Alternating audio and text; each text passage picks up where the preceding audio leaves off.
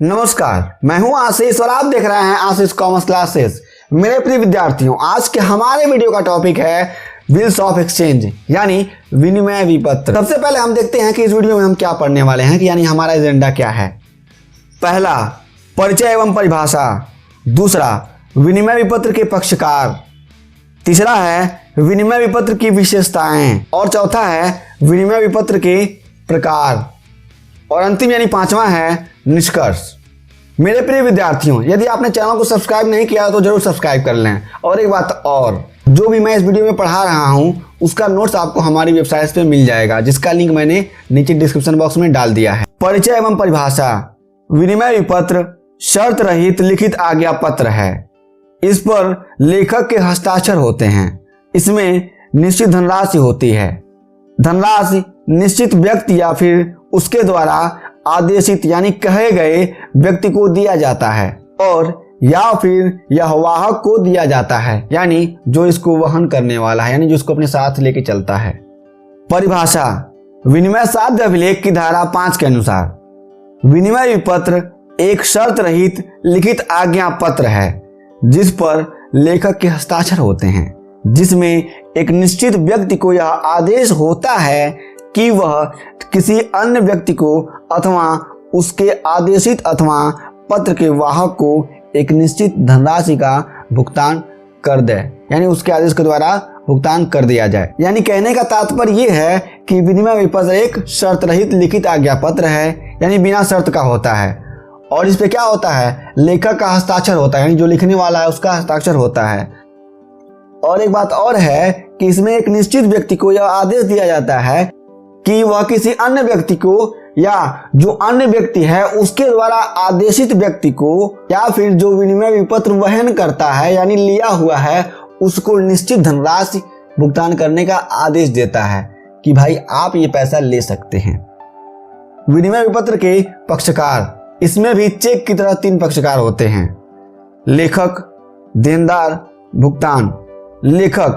लेखक वह व्यक्ति होता है जिसके द्वारा विनिमय विपत्र लिखा जाता है तथा भुगतान किया जाता है। विनिमय विपत्र पर लेखक का ही हस्ताक्षर होता है तथा यही व्यक्ति ऋणदाता भी होता है, यानी जो लेखक है वो लिखने वाला है, उसका इस पे साइन होता है और यही व्यक्ति क्या है, ऋण को देने वाला है। देनदार वह व्यक्ति या संस्था है जिसके द्वारा लेखक के आदेश पर प्राप्तकर्ता को विनिमय विपत्र में लिखित धनराशि दिया जाता है। साधारणतः यह बैंक ही होता है। भुगतान प्राप्तकर्ता वह व्यक्ति होता है जिसको विनिमय विपत्र में लिखित धनराशि प्राप्त होता है, यानी जो लिखित धनराशि है जिसको प्राप्त होता है वही क्या है, भुगतान प्राप्त करता है। विनिमय विपत्र की विशेषताएं। पहला, यह लिखित होता है। दूसरा, यह शर्त रहित होता है। तीसरा, इसमें लेखक का हस्ताक्षर होता है। चौथा, लेखक एक निश्चित व्यक्ति होता है। पांचवा, देनदार एक निश्चित व्यक्ति होता है। छठवां, प्राप्तकर्ता एक निश्चित व्यक्ति होता है। सातवां, इसमें लिखित धनराशि निश्चित होती है। आठवां, इसमें लिखित धनराशि प्राप्तकर्ता को दिया जाता है। नौवां है, इसमें मुद्रांकन या स्टैंप लगा होता है। और 10वां है, इसमें लिखित धनराशि आदेश पर देय होता है। अब देखते हैं विनिमय विपत्र के प्रकार। विनिमय विपत्र को कई भागों में बांटा गया है।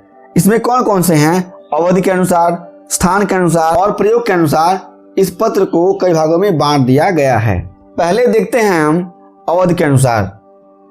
इसमें पहला है मांग या दर्शनी बिल।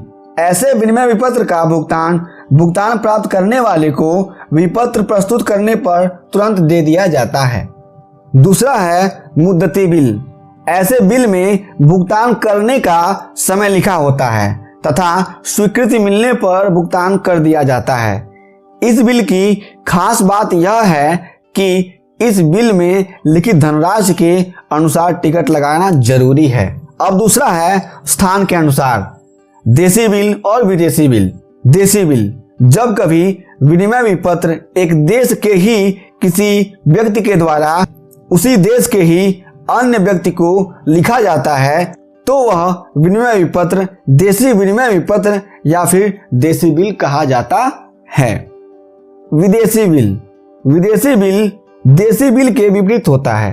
अर्थात जब कभी विनिमय विपत्र एक देश के किसी व्यक्ति के द्वारा दूसरे देश के किसी व्यक्ति को लिखा जाता है तो उसे विदेशी विनिमय विपत्र या फिर विदेशी बिल भी कहा जाता है। अब देखते हैं तीसरा, प्रयोग के आधार पर व्यापारिक बिल और अनुग्रह बिल। व्यापारिक बिल, जब कभी किसी व्यापारी द्वारा किसी अन्य व्यापारी या फिर व्यक्ति को उधार माल बेचा जाता है तो यह बिल लिखा जाता है। इस बिल को क्या बोलते हैं हम? व्यापारिक बिल।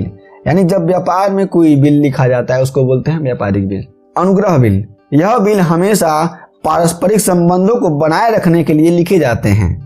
जब एक व्यापारी दूसरे व्यापारी को माल बेचता है तो उसकी अनुशंसा या संस्तुति पर, यानी उसके कहने पर, यानी उसकी सिफारिश पर जो बिल लिखता है उसे अनुग्रह बिल कहते हैं, जिसे दूसरा व्यापारी स्वीकार करके वापस लौटा देता है। निष्कर्ष, विनिमय विपत्र एक शर्त रहित लिखित आज्ञा पत्र है। आधुनिक समय में यह विपत्र व्यापारिक जगत में खूब प्रचलन में है। इस विपत्र के प्रयोग से व्यापारिक क्रियाकलाप सरल हो जाते हैं। तो मेरे प्रिय साथियों, आपको ये वीडियो कैसा लगा हमें नीचे कमेंट बॉक्स में जरूर बताइएगा। यदि आपके पास कोई प्रश्न है तो जरूर लिखिए, और यदि आपने चैनल को सब्सक्राइब नहीं किया तो जरूर सब्सक्राइब कर लीजिए। हमारी वेबसाइट का लिंक आपको नीचे डिस्क्रिप्शन बॉक्स में मिल जाएगा। आप वहां जाकर के बहुत सारे नोट्स पढ़ सकते हैं और वहां पे वीडियो भी देख सकते हैं, वहां पे क्वेश्चन भी पूछ सकते हैं। हम फिर से मिलेंगे एक नए वीडियो में, तब तक के लिए जय हिंद, जय भारत।